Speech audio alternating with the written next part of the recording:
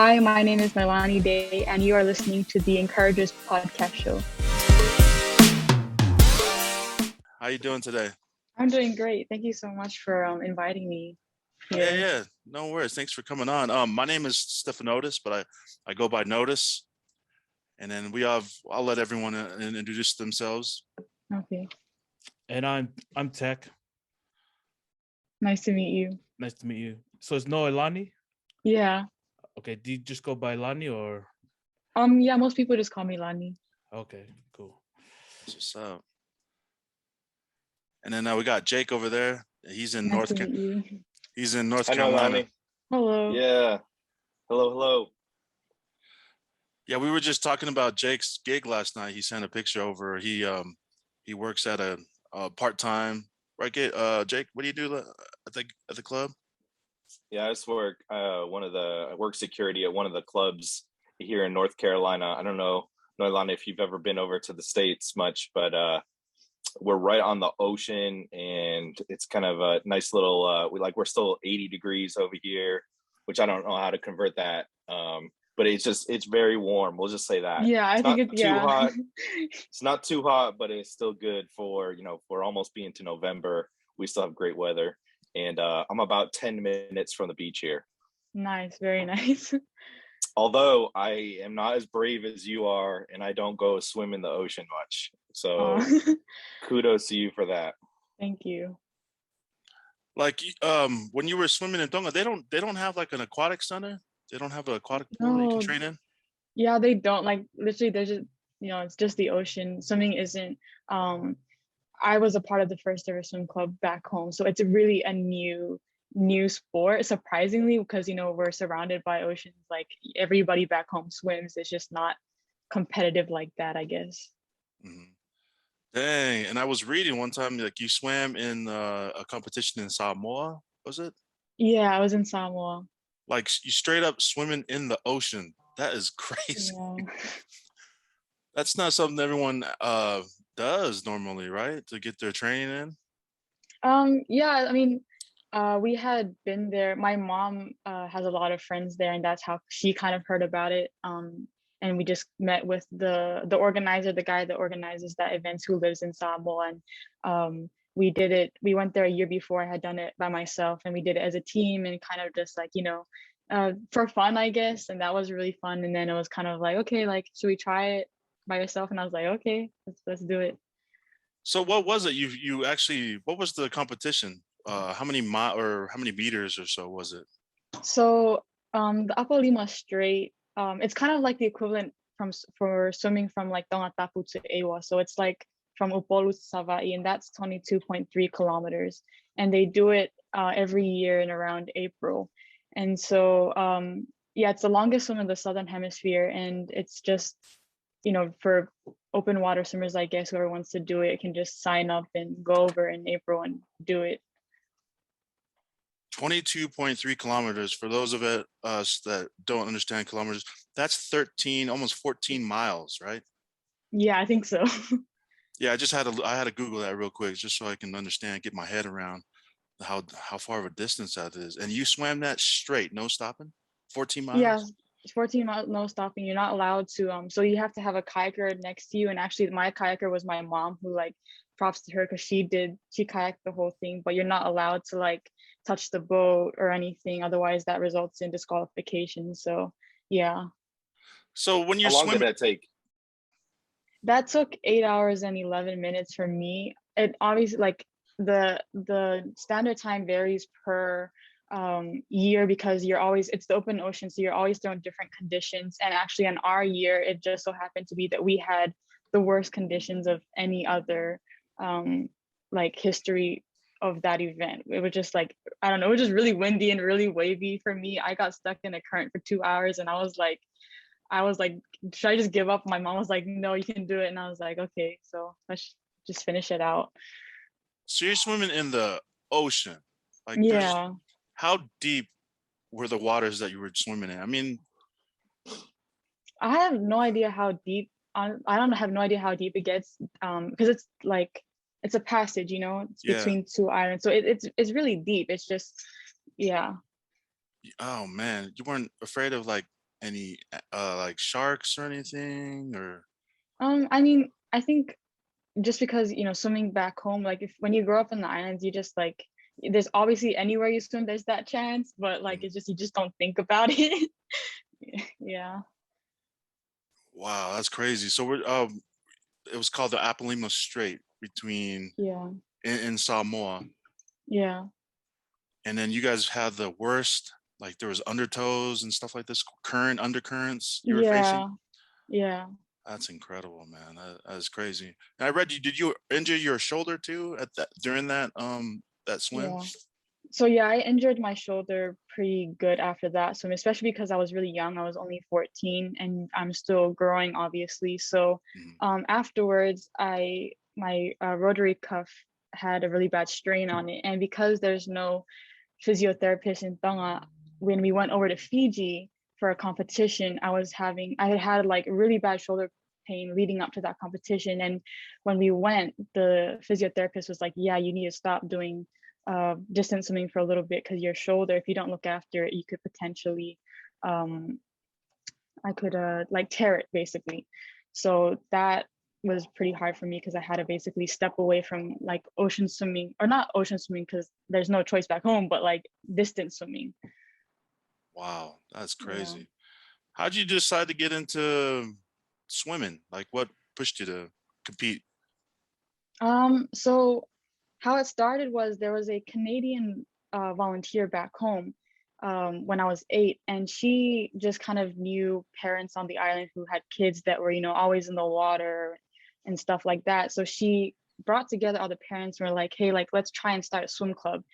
So that's how it kind of started. But obviously volunteers, they come and leave, right? Mhm. So we had an Australian volunteer for a little bit, and then when she left, I stopped swimming for a little bit because there's no one to train, obviously. And my mom saw that it was kind of like I was just in a very much better place while I was swimming. So my mom was like, "Do you want to keep going with it?" Like, my mom has no background in swimming, but she was kind of just like, she'll take up the role as coach, and like we learned together. Like sometimes I'm coaching her, sometimes she's coaching me, and yeah, we went from there and started doing competitions, and then kept working our way up. Wow, that's incredible. So there was volunteers that were in Tonga Mm, that came through, and you guys it started that way. yeah. Wow, that's incredible, man. I was, I was thought that maybe Tonga had something like that before, but never. Really didn't have anything organized like this. No, nothing. We were the first. So you're the first official Olympian representing Tonga in the Olympics, right? No, okay, so there has been other swimmers compete in swimming for Tonga, but Mhm. no one from back like that's homegrown. So Right. everyone else comes from overseas. And actually, like I was the first to the Olympics, but there's also like others, older swimmers that I grew up training with who are still swimming. Like I have I call him my brother, but one of my best friends that I grew up training with, he's actually been on a scholarship in Thailand for the past 3 years. And like I have another friend in New Zealand who has moved off the island to go to school. So there's a few of us, yeah. Oh, that's what's up. Okay. Yeah. So you're the first homegrown to represent Yes. in the Olympics. That's amazing. That's crazy. How did you like decide to become an Olympian? What was the process like? Um, I would say like the first time I told myself I was gonna go to the Olympics, I had heard about it because my coach said, oh, there's like there's other Tongan Olympians that have swam at the Olympics, and I was like, okay, that's cool. Like that's like the highest that you could go in our sport. Mhm. And then we went over to Fiji for a competition, and I remember the first time I had medaled in a competition. When I got that medal, I was standing on the podium when I was like 9, and I told myself, okay, I could. That's what I want to do. I want to go to the Olympics, and one day I'm going to make it there. I don't know how, but we're going to do it. Ah, that's cool. That's kind of like that's usually how a lot of things work, right? You don't really know the how doesn't present itself until you start working on it, huh? Yeah, And now you're in USC now? You're going to school yeah, in Southern Cal right now at USC? yeah. How's that going? That's been crazy too, because that honestly, at the beginning of this year, had you told me I'd be coming to school in the States, I wouldn't have believed you because it was a very last minute thing, I guess. I had never thought, I always knew I wanted to go to school and I wanted to, do something like with my education. I didn't know, because it was very last minute the way I applied and the whole process. So yeah, it's been very surreal. USC, out of all the schools that you could pick, that's a great school to go to. Yeah. They have one of the top everything schools there, top journalism schools, top like film schools, right? Yeah. What do you getting into over there? What are you studying? What are you looking forward to going into? So I'm on the pre-med track right now. My dream is to become a physiotherapist. Yeah. Oh, that's what's up. Kind of along the lines of being able to Yeah. stay in sports, right? Yeah. That's cool. Man, that's crazy. We got Are some. you, are you Go ahead. swimming over there? I actually chose to take a step back for swimming. Like I'm still swimming, just not like that right now. I'm going to take my Competitive? time. Yeah. Right on. Take a little break. Yeah. I mean, you were just in the Olympics. It'd be nice to take a little break from that, right? Yeah. What events were you doing in the Olympics? Olympics. So for Tonga, it was just you get one event per swimmer. So I chose the 50 free. Freestyle? Yeah. Okay. 50-meter freestyle. Yeah. That's the one where you have to be super fast, right? It's like a Yeah, the race. splash and dash.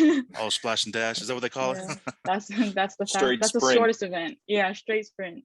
Wow, that's Do crazy. you even breathe for the whole 100 meters? 50. You're not supposed to.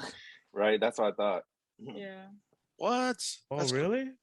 Yeah, for the 50, you're not supposed to breathe. what? What do you? How are you It's- swimming? Because 50 meters just there and back, right? No, that's 100 100. So yards. 50 is just Oh, just straight. straight. Yeah. 100 yards, guys. Yeah. Oh, okay. So the 100 meters is there and back. So 50 is straight. Yeah. I didn't know that. I just learned that it's something new. That's wild, man. All in one breath. Yeah. I guess you could do it. I Is that So can't. then what your are- favorite swimming that? stroke, or do you prefer another one? Pardon? Is that your favorite swimming stroke, or do you prefer another one, or is that just what you're best at? I prefer freestyle. I'm a pretty pure freestyler, I'd say. What are some of the things that you practice so that you can learn how to hold your breath longer? Like what trainings do you do? Okay, trainings, I guess honestly it's just doing that 50-meter over and over again. So before the Olympics, I had gotten a scholarship and I was living in Thailand for 6 months before the Olympics, just training.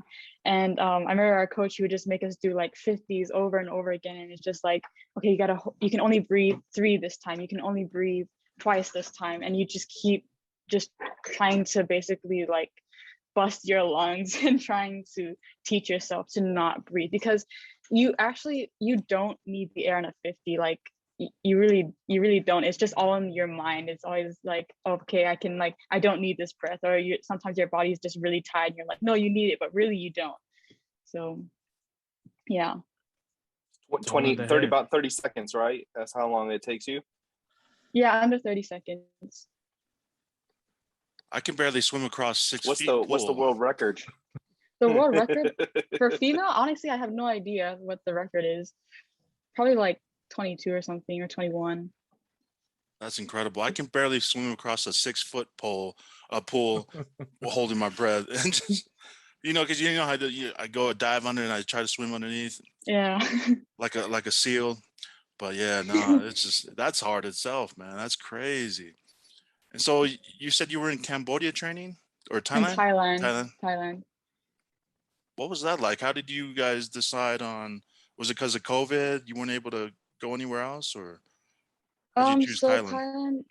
Thailand actually has one of the FINA is like the governing body of swimming, and they have training camps for second world athletes around the world. And one of the boys I had trained with growing up, so he was on a scholarship there, and he's been there for the past 3 years. And then I had been there once in 2019, and then when the opportunity came up for me to leave again, that's why I went there. Oh, wow. And your coaches were there? They went with you, I assume? So no, so actually my mom obviously stayed home, but there's two coaches there who honestly have been such a huge part of my swimming journey. Their names are Alex Tinkov and Miguel Lopez, and they're the coaches. Miguel's the head coach over there, and he's great. Like he's so good with his athletes and so good at what he does. Man, that's cool, man. And so how was that transitioning heading over to Japan from Thailand? How was the how did all that go down? It was crazy because it wasn't like that was my first Olympics, but from what I've heard, that was like no other Olympics because there's no spectators. You're not allowed to leave the village. For me, it was just an amazing experience, and a bunch of us that were at the camp in Thailand had come over for the game, so you know a lot of people already, and you see a lot of the same people at different competitions. So that's nice because it's like almost like a reunion as well. And it was also for me to see my mom because she came from back home, and I hadn't seen her in 6 months, so that was really nice as well. Oh, so your mom was able to go? So my mom came as my coach. Oh, damn, that's what's up. That's dope. Yeah. That is really cool. So yeah, this was not a normal Olympics. There were no spectators, like you said, and how was the food? Like, how was it in the Olympic Village? Everyone had to get tested to get there first, right? Did you guys have to quarantine and all that? So we didn't have to quarantine, but we had to like show tests obviously like before we left. And then when we were there, every single day we would have to wake up in the morning, and the first thing we do is a spit test, and that would be dropped off. And so everyone had to do that. And then also like just going to your competition venue, they would only allow, like if you were a swimmer, you were only allowed to go into the swimming pool facilities. You weren't allowed to go watch other athletes compete.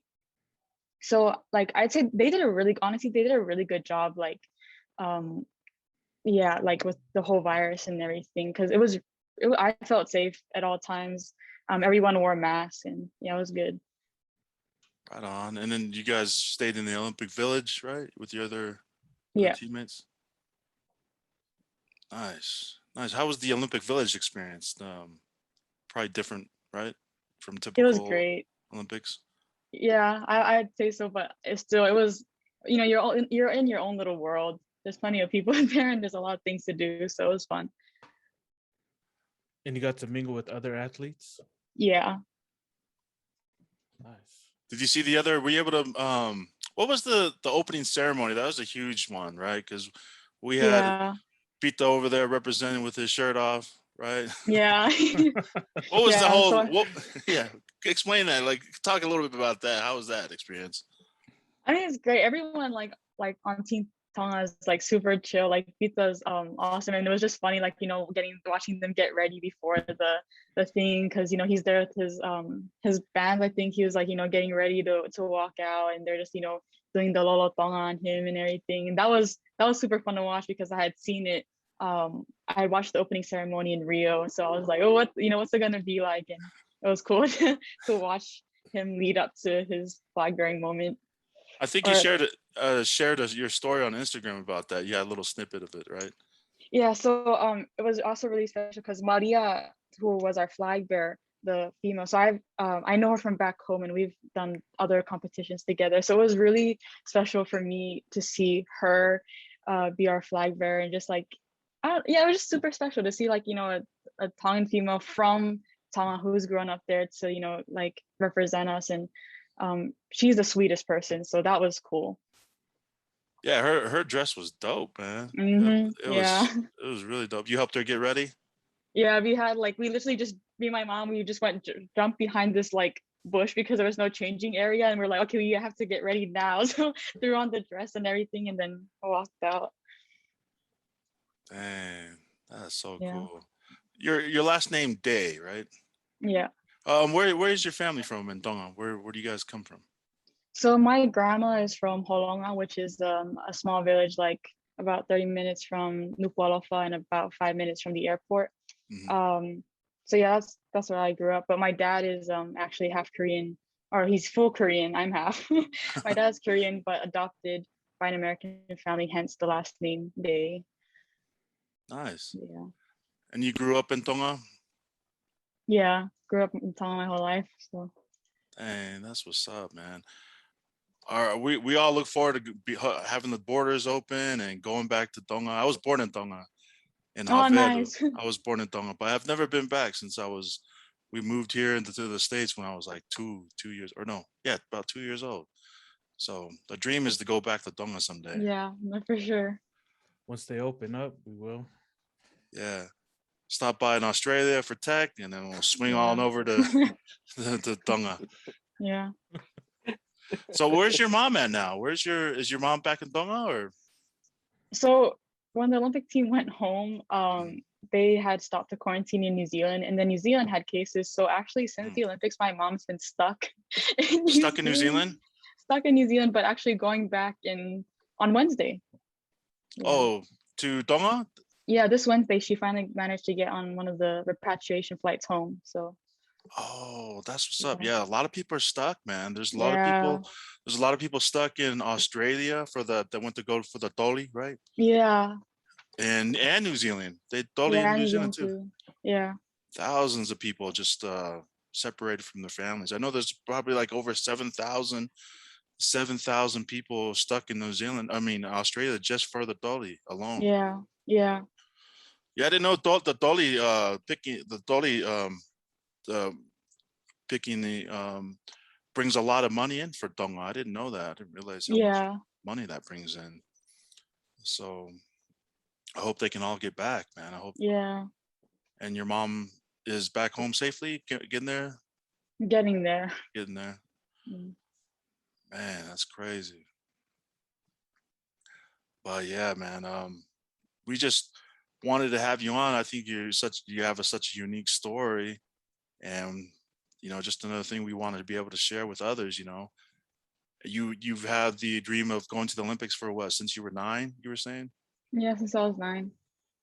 So what does it take? Like, against all the odds and battling through this COVID thing, like what can you explain to people what it takes to be able to pursue that Olympic dream? Yeah, back home I'd say like loto, lahi, just like having a big heart. Oh, what? Yeah, honestly that's the biggest thing for me. It's just like, and that's something my grandma always told me growing up, like, you're gonna do anything, you have to be loto, lahi about it. And I think that's very true, because there's so many, like, people just see like, okay, she's at the Olympics, but no one actually like sees what goes on behind the scenes. Like, there's so many things that there's so many hurdles that you have to jump over before you get anywhere. And like, it takes so many, it's like a trial and error thing, I guess. Like, you have to fail so many times just to try and get to that big moment. And so I guess it's just, yeah, don't give up. Just, if you want to do something, expect the failures, expect the hardships, and just be okay with it, and know that it's going to be worth it in the end. So you had many failures and many hardships along the way, but you kept growing, right? Kept sticking with it. Yeah, honestly, that sounds very cheesy when it's put like that, but yeah, that simply put, that's exactly how it is. No, that's real. That's real. You got to fail forward, is what I hear a lot of people say. Fail. If you're gonna fail, just keep failing forward, right? Yeah. Just don't quit, but take a pause, right? Just take a minute to take a breather, and then just get up and keep going, right? Yeah. You straight swam for 14 miles through shark-infested waters to get to where you are right now, basically. Yeah, Coach. 8 hours. Yeah, 8 hours of swimming in the ocean without resting. That's wild. That's crazy. Against and with current. I think that wherever the current is going. Yeah. I think, well, it showed that she had a heart of a champion right there, because shoulder blowing out, currents, 8 hours. Most of us swim for 1 minute and we're tired. And then you found somehow, to dig deep, and even though you quit, you didn't. That mindset, shows a lot about you. Thank you. I appreciate that. When you did that, you were how old? You were 14? I was 14, yeah. And how old are you now? How old are you? I'm 18. You're 18 now. So she's 4 years ago, straight swimming through that. How many people were competing in that event, that Apalima straight swim? The year I swam, honestly, I don't remember. I think there was like, was there 10 or 8 of us? Yeah, something like that. So not that many people. Not that many people, because like, you know, it's a long swim. So yeah. Sheesh. I mean, of all the swims that you could ever think of competing in, like what led you guys to do that? I mean, what was that part of like a qualifying thing for a certain event or to get to a certain place? No? No, it wasn't. It was, I think I kind of get my like idea, like I don't know. I just have this will to do crazy things, I guess. And I think I get that from my parents. They're very they encouraged me and my brother both to just like, if you're gonna just do whatever you want, even if it sounds crazy, just do it. And I think that's where I get it from. That's what's up. Does your brother compete in any? Is he a athlete as well? Is he? My brother, we're like complete opposites. He's very athletic. He just he just hasn't really stuck to anything, I guess, but he's good at everything he touches. He's gone through so many different phases, from like swimming to boxing to running, but yeah, he's naturally athletic. That's what's up. What's your brother's name? My brother's name is Saya. Saya, what's up, man? Shout out to Saya. What's up, Sal? Shout out to Saya, man. That's what's up. Where's he at? Is he back in the islands too, or? He's back home. He's still trying to complete school at Liahona. So Okay, Oh, Liahona nice. School. That's what's up. Shout out to Liahona. yeah. Oh man, that's crazy. So, Olympic journey. What are your plans for the future? Or do you plan on doing any more Olympic events or going into continuing it? Oh yeah, for sure. Like I definitely have my eye on Paris and LA 2028. So we'll see where, you know, the journey takes me, but I'm not stopping here. That's all I gotta say. That's what's up, man. And congratulations for repping our country, man. Like, you know, the Thank homeland, you. the motherland. Thank you. That's what's up. Was there another swimmer or was there a guy swimmer too? There is a guy swimmer too. So his name is Amini, and he's actually based in New York. Word? Yeah. Like New York, New York? New York, New York. Is he going to school out there or is he just Oh, I think he's working. Yeah, he's Oh, working. okay. Oh, okay. Yeah. Dang, that's what's up. Up in New York.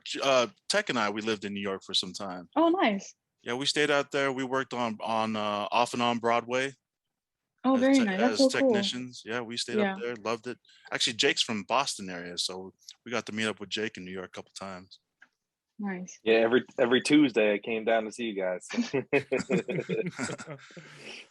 Yeah, that's crazy. Do you keep in contact with your teammates or any other people from the Olympics? I think the people I keep in contact most is with the guys from back home. Yeah, that's about it. What was that like to be representing Tonga? I mean, a small South Pacific island country in the middle of nowhere. What was that like?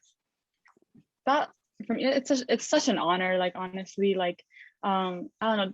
Back home, you know, everyone says MMT. Like, you know, to be Tongan is such a joy and it's such a pride, and it's just a really big honor and blessing for me to rep our little island. So Was the village super hyping you up? Were they all super hyped? They send you messages and stuff?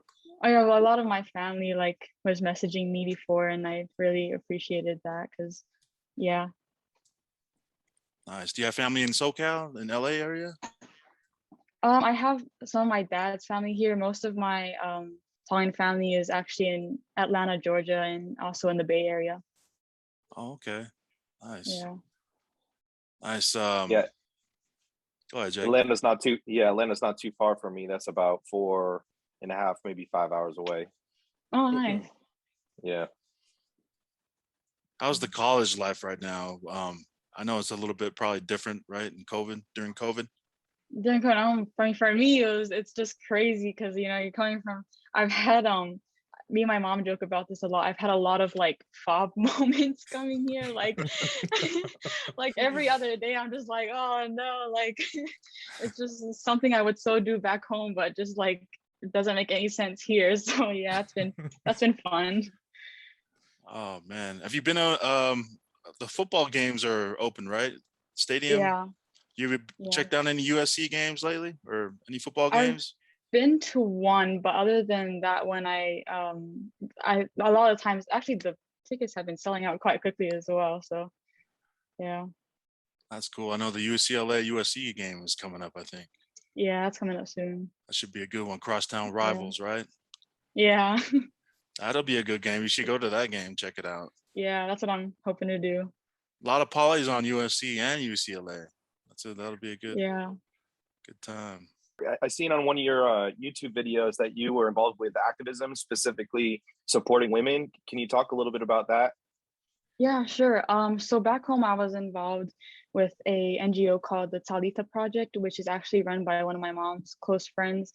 I think being a female athlete back home is very hard because of our traditions and culture. I want to say it's just not typically, I don't want to say it not typically accepted, but like it's just not the norm, I guess, to see women in sports, especially for me in swimming. Like, you know, you're in a swimsuit. That's not, you know, when you go swimming back home, everyone goes swimming in their jeans and their shirts and, you know, everything. And then you have to strip down. It's kind of like, oh, like, you know, like, what are you doing? But then even in like for girls in rugby, for girls in track, it's just, you're always in a male dominated environment.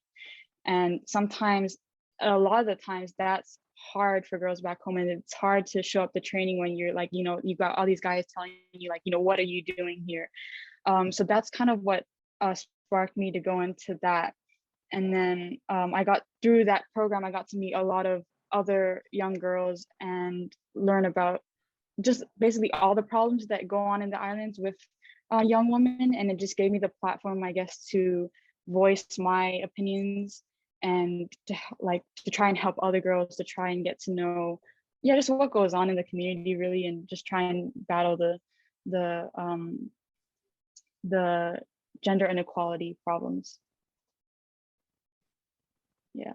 That's amazing. You know, of course, we support all women everywhere, and you know, you being a pioneer for women is, you know, that's something, you know, again, that drew us to you, and you know, we're so proud to support you. Also, you know, kind of going along those lines, you know, if you were speaking to like the younger version of yourself that maybe had some doubts, you know, what would you say to some of the younger women as they come up, as far as, you know, what they can accomplish and where they can be?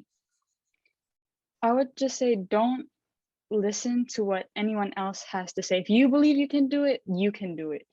Because at the end of the day, like, I mean, for me personally, there's been days where I've shown up to training back home, or like, I've just been with like, there's this one in particular scenario back home that stands out to me. Is I was training and I was in a group with all these male boxers and like some of the other swimmers, and I felt very intimidated. I was like, oh my gosh, you know, and I have the boys telling me like Gohaya, like, who's that? Like, why is she here?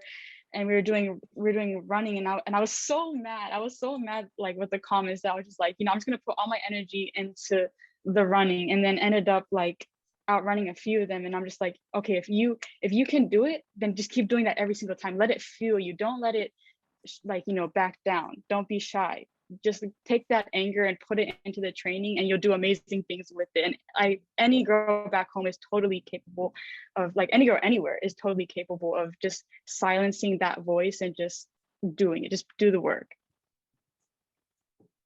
Yeah. I love it. I love it. You know, I'm ready to go out and, like, after that motivational speech, I'm going to go run or something right now. I need to go exercise. Yeah, because if you yeah, go ahead, Notis. No, I'm saying, because if you think about it, yeah, the women's sports is not as celebrated as the guys, right? It's not as profound. It's not as profoundly. There's not really a strong platform for it. Back home. Well, not just in generally speaking, but more so back home, you don't really see it as celebrated as much. Because, like, yeah. Or I mean, I remember there was a brief period where I think there was something that went to happen. There was like, they banned girls from playing rugby in schools, and that was a ban for a little bit. And I remember that was like a really, you know, big one. Like, you know, rugby back home is so common. Everyone plays rugby, but for that to be put out was like a real shock. And there was organizations like Talitha that really, like, now they have programs for girls to play rugby. And that's, I have a family friend that's working on that project, and it's just, yeah. Yeah, we got to get in contact with as you said, that's your mom's friend that runs the organization or helps it? Vanessa Herta, that's her name. Oh yeah, okay. I think I've heard of her actually. She does other things as well. Yeah. Yeah, we have to get in contact with her, man. Get her on the podcast. Come and speak to us about that. Yeah. But yeah, you are a pioneer in that realm, right? I mean, that's huge. That's a good thing going. I'm noticing that Tonga, they're starting to be more progressive and they're starting to be more, I don't know, open minded with situations, especially like women athletes, right? Yeah. No, I totally agree with that. It's getting a lot better now.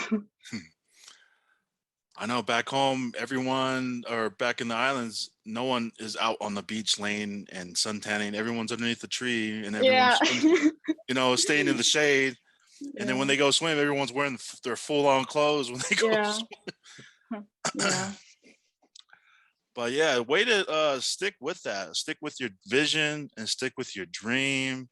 It takes a lot of fortitude and a lot of mental strength. Can you talk about like what does it mean to have a mental strength? Like what is that, and how important is that for your competition, for you competing? It's it's so important. Honestly, for me, I have learned over the years that my mental game is pretty good when it comes to the training part, but not so good when it comes to the competing part. Like it's very hard for me to get that aggressive, fierce, like go like especially in a 50 because it's a sprint, right? And so it can make the difference between you having, a really bad race or a really good race. Like you can be at your fit peakness, but if you're not in the right mental state, then that's it. Most of it is up here. So yeah, I mean it's very important. You just have to learn to develop that mindset, I guess, that just to be perseverant, I guess. Yeah. Yeah. You ever see those memes with Michael Phelps? You ever seen those memes about Oh him? yeah, yeah. Where it's like a straight up mean mugging. Have Yeah. you guys any of you guys seen it? Michael Phelps memes where he's like his straight mean mugging, like he looks like he's about to murder someone, and he's just I forget. There's several memes with his face just straight mean mugging, but I think you more or less you have to have that straight savage mentality when you're That competing. Mamba mentality. Straight Yeah. up. So you've got this platform now, Noelani. Anything else you want to say to anyone? Is there any message you want to share with everybody else that's listening? Oh gosh. I'd say, I guess for the mainly for the kids back home, like if you um if you want to do something, you can do it. And especially like it doesn't just have to be you can do something in sports. Like that's not the like you can pursue sports and education at the same time. That's totally possible. I think back home there's always this like kind of stereotype where you either choose the sports pathway, you choose the education pathway, but you can do both. It's possible. You just have to put in the work. I mean, especially now, you're a student athlete. Or wait, you're not a student. You're a student Yeah. still competing. I mean, Yeah. you're going to be able to compete here sooner or later. Yeah. But has anyone from the swim team approached you to join the swim squad? I had actually met the assistant coach while I was in Tokyo and had talked to him about it. But I mean, for me, like when I got into USC and like the scholarship or the merit program that I got was a lot academic based, hence why I had to like step back, and especially for me because I also need to like work and be able to provide for myself and kind of for my family back home. So that's mainly why I chose not to. It's just I need to kind of get myself sorted first, and then I'll get there. That's what's up. Yeah. All in due time, right? Yeah. About what I was gonna say. So after the Olympics, did you get a lot of people approaching you for like sponsorships and endorsements? Did you have a lot of things like this? Not really. I mean, I had a lot of people come and ask me like, for to do interviews or just to talk and stuff like that. And that was really great. I really appreciated everyone who came and reached out and asked me. But in terms of sponsorship, not really. We got to get you a Nike deal or something. You know what I'm saying? We can get you a Nike deal or like Adidas or Puma, one of those. I mean, you're in you're in LA, man. That's where all that stuff happens, right? or even speedo. Yeah, even speedo. Yeah. Were you were your uniforms or anything like this? Your swimsuit sponsored by anyone during the Olympics or?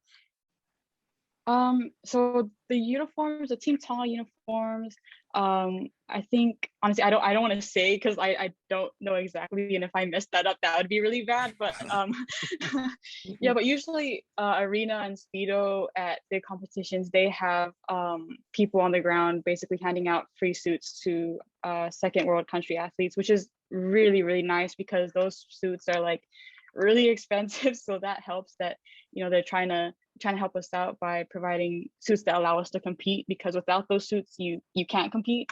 So that's really nice. When you say second world athletes, what is that implying? What do you They're mean by that? just like athletes that I guess don't come from backgrounds that, like, you know, like for me, like not having a pool, not having access to facilities and places where you can buy those things, or having the money to buy those things. So it just, Right. yeah. Oh, that's what's up. I did not know that. Yeah. I mean, like in comparison to like what, Team America or something like this, Yeah. where they have, okay, I got you. That'd be like the Jamaican bobsled team. Yeah, that type of vibe. Yeah. That's what's up. That's what's up, man. Did anyone from the royal family, did they or the government, did they reach out and send their support or anything like this? Oh, the government has been really supportive, I guess, of the athletes back home. They've had a few camps for, like, I remember when we were doing Pacific Games, the government had set up this like thing with partnership with the Tonga Sports Council, and it was just to like help the athletes out, get everyone like breakfast in the morning and run training sessions together in the morning.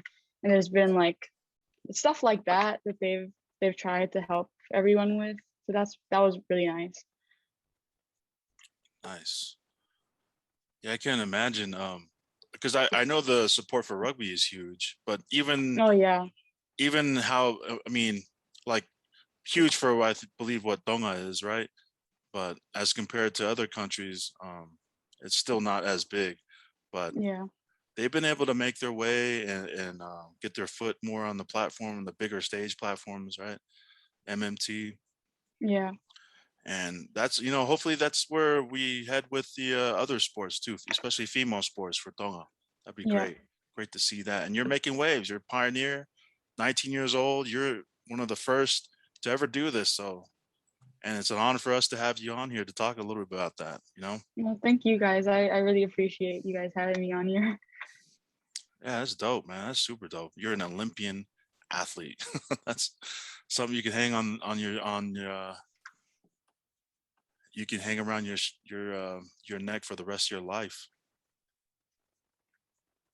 Yeah, that's dope. Not often we get to meet one. I know, Yeah. especially mentioning the home country, the motherland. Born and raised. Yeah. So, what kind of activities are you doing? Are you still swimming in the pool now that while you're going to school? You're still doing a little bit of workout and everything? Oh yeah, no, for sure. I am at the gym every morning and I'm at the pool every afternoon. And yeah, otherwise, I'm just, if I don't make it to training, it's because I'm trying to finish up some assignment or something. But yeah, other than that, my schedule hasn't changed much. So you're straight early morning then, I bet. Yeah. Mm, mm-mm. So Evening call. walk us through a training day. Like, so how long are you in the gym? How long are you in the pool? Just so, you know, people outside of this, if their dream is to, you know, attack something similar, they would know what it takes. You know, what kind of time you have to put in for it. Time you wake up. So actually, I'll give you like two different scenarios. So I'll do you one before the Olympics and one that's right now. So before, when I was training for the Olympics, it was you're up at 4:45, you're at the pool by 5:30, you swim till 8:30. So that's a like 2-hour session there. And then you're in the gym for another hour right after that. And then you head back to your room, you sleep for the whole day, with the exception of getting lunch. And then you're back at the pool at like 4:30, and then you train for another 2 hours. And that's like twice. Yeah, so you're training twice a day, and that's every day of the week without Sunday. Right now, I am just doing an hour in the gym in the morning and then a 2-hour swim session in the afternoon. So yeah. What kind of training are you doing in the gym? In the gym, I am alternating between CrossFit and lifting. So yeah. So Nice. hang, cleans, squats, deadlifts. Yeah.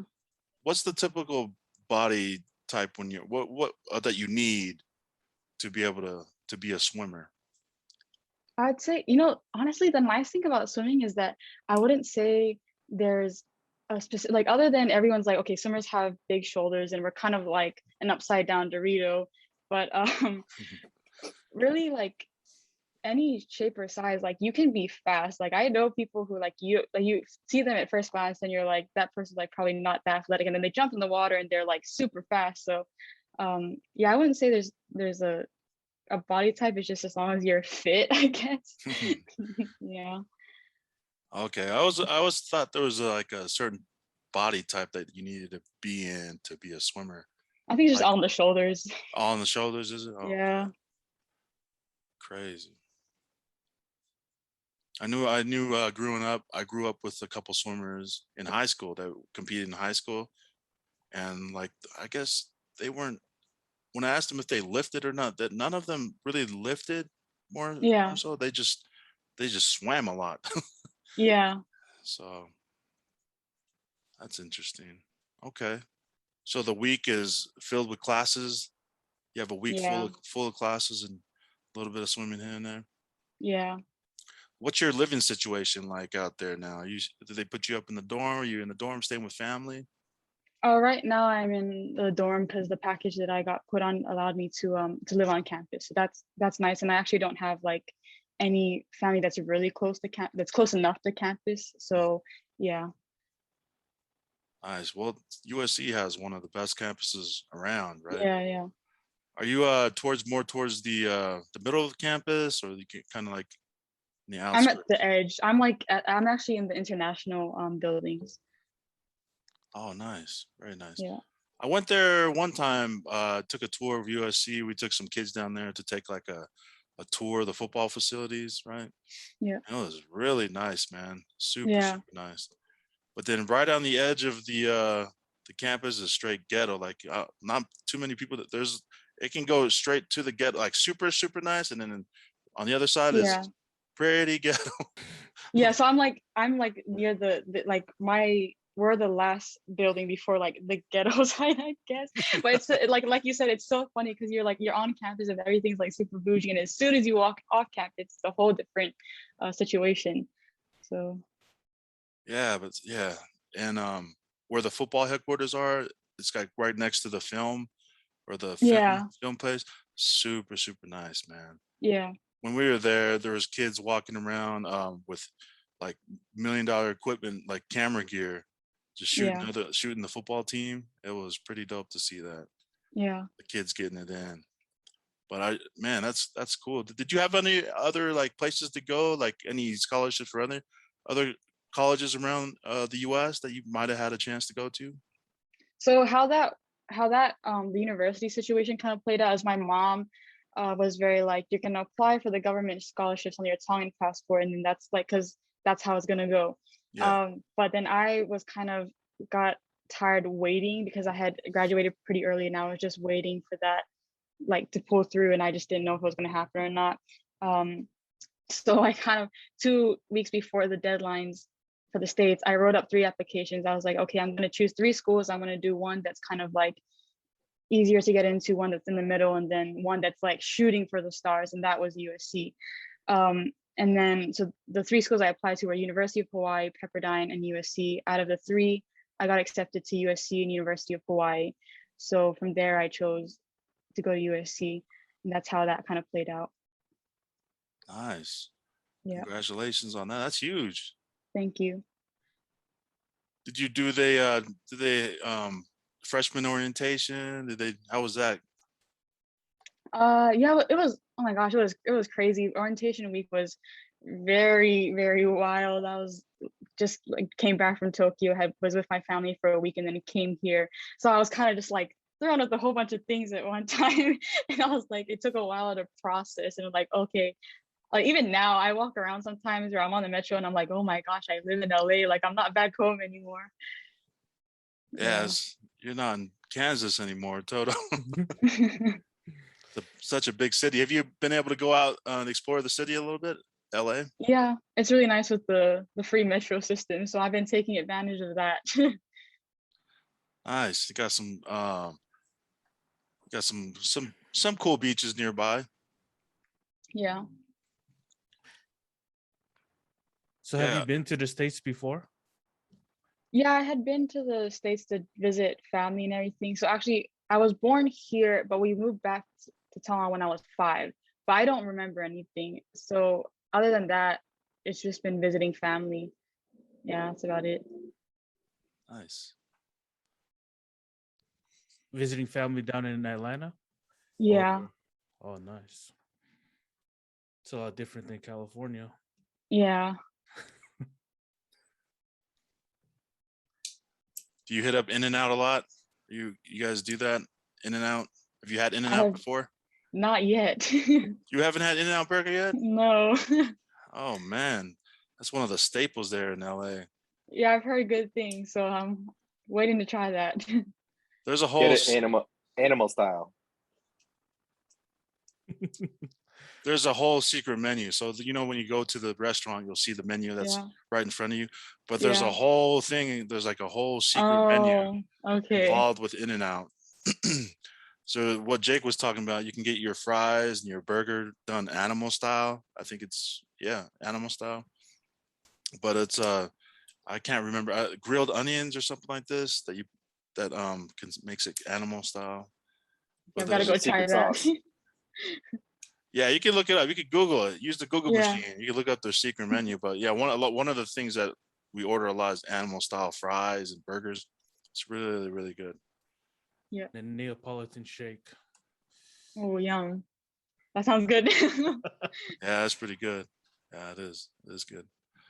But I didn't know this. I was working with one person. I was one of my old coworkers. She used to work at In-N-Out. Did you guys know that In-N-Out, right when you get in the queue for In-N-Out, they want you to have your burger and your meal in less than 7 minutes. So that they want the wait, because usually those lines are huge, right? They have huge long lines, but they want everyone to get their food from the time you order to the time you get your food. They want it to be less than 7 minutes. That's like their clock, their timer. From Never the time knew you that. order. Yeah, from the time you order until the time you get your food, they want it to be about 7 minutes or less. Did not know that. She was a manager for one of the In-N-Outs here in Reno, Mhm. and that's what she was saying is that they time their stations. They want everyone to have a less than 7 minutes experience from the time they get in to the time they leave. So I thought that was cool. Little behind the scenes tidbit fact. It'd be good for customer retention. Yeah, so you definitely have to check out In-N-Out, Noelani. For sure, for sure. Definitely check that out. Has your so your brother's still back in Tonga? Is he planning on well shoot, because of COVID probably can't come out and visit like that, but do you keep in contact with what he's doing and what he's up to? Like Yeah, I call. Yeah. I call every day. How super proud of is he that his sister is going to USC and is an Olympic champion? Oh, he's like, yeah, he's proud. My brother's very yeah, I don't know. He's a joker. He likes to joke a lot. So yeah, he's very proud. But yeah, I'm honestly I really miss that kid a lot. We're very close. So How many siblings do you have? Is it just 2 of you? just me and my brother. Nice. And Yeah. you're the oldest, right? Yeah. Nice. Big sisters leading the way. So well, how was it to have your mom as a coach? Like, what was that like? And to have her there with you at the Olympics? Yeah, it was super special. And I think when you have your parent as your coach, the dynamics change a lot. And especially me and my mom's situation, like I said, sometimes I'm coaching her, sometimes she's coaching me. Or there's like, I remember there's times at the Olympics where I'll be like, Mom, like when you time it, like you have to time it like this. And she goes like, why did you, like, you could have just said it in Tongan. No one understands, like, you know, that you're like trying to help me out. But yeah, it's a lot of fun. I enjoy it. She enjoys it. So yeah. That's awesome. Sometimes the parents can be you know, that could be a different dynamic, especially a Tongan parent. They might whoop Oh you on the yeah. scene. No, yeah, that's happened plenty of times, but you know, you're used to it. So If you look at Serena and Vanessa Williams, right? Venus Williams, their parents, yeah, her dad was their coach, yeah, right? A lot of coaches like that. Parents are the coaches. yeah. So very, very cool. You guys get a lot of what is it? Like souvenirs and stuff like this from the Olympics to take home. Oh yeah, we always pick up like, you know, a little something for my brother, for my dad and my grandparents. So yeah. Man, that would be great to be in Japan. I've been to Japan twice, and I noticed that city is, I mean, the people just very, very super efficient and clean, Oh yeah, right? yeah, From the food to the transportation, yeah, super, super clean and efficient. yeah. Yeah, man. How was the were you there for, were you able to stay for the closing ceremonies? No, I wasn't, unfortunately, but I'd watched. Oh, okay. Yeah, they did. I saw, didn't you guys watch the closing ceremonies, Tech, Jake? No, I didn't get a chance. Yeah, they did like a show. It was like an art form show at the end. Pretty cool. Yeah. Really, really cool. So what's this week coming up like for you? What how busy are you with classes and stuff? This week pretty busy. I have midterms coming up, so just preparing for that. Nice. Midterms. I do not miss that. Do not Yeah. I do not miss, do not miss going to class. Yeah. Although yeah, but enjoy your experience in college and live it up, and yeah, just keep going, man. Keep going. Thank you. What's the how does it look for like the training coming for the upcoming Olympics? And whether is it Spain coming up? In Paris. Paris. Paris, that's right, Paris. Yeah, How's that so look for you? in December, I think my next competition will be in December. December, we have the World Championships, which is in Dubai. So, I mean, Tonga hasn't made a selection on that yet, but fingers crossed I get selected and am able to go compete in that. But other than that one, yeah, it's just going to the competitions, trying to improve my times and just putting in the work. And yeah, hopefully that takes me to Paris. That's the worlds in Dubai. Yeah.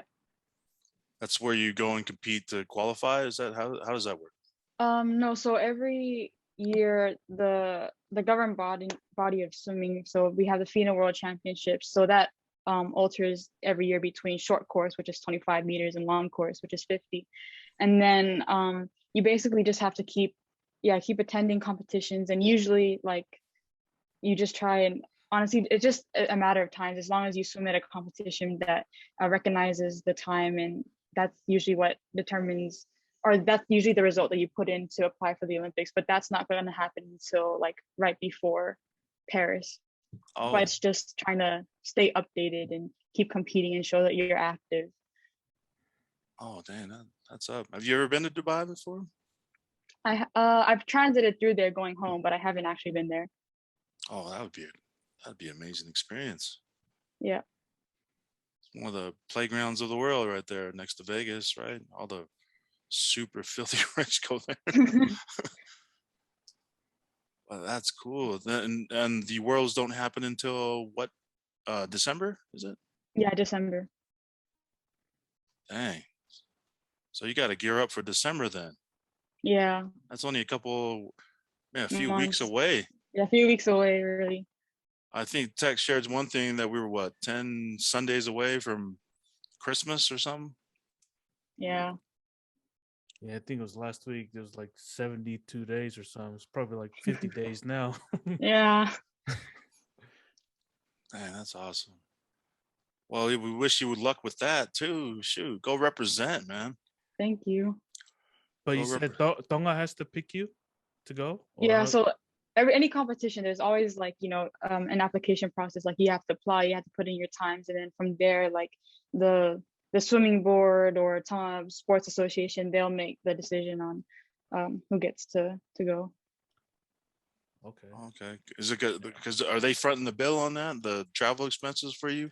Oh yeah, If my that whole happens? entire swimming, like majority of my swimming career, because I cannot afford to do any of this stuff. So it's always like other people that obviously fund it to bring the athletes into a certain country and get everyone to compete.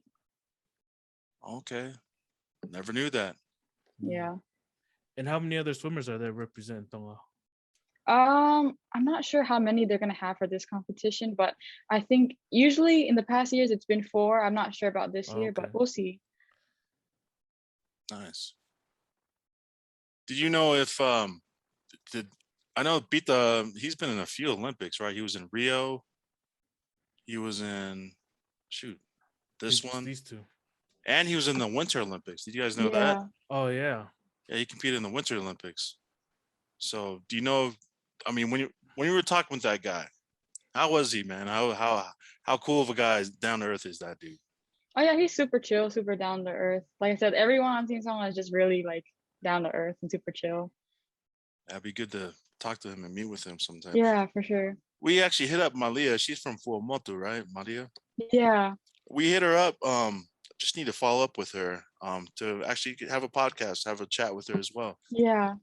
It'd be nice. Malia's a good one. She's awesome. She's very well-rounded, very sweet girl, and yeah. Yeah, it's just nice to talk to someone that's competed at the highest level, right? There's a different mindset, different type of energy that goes into competing at that high level. And so thank you for coming on and speaking to No, us. thank you guys. Just sharing a little bit, right? Sharing a little bit of your insight in your journey, what it takes.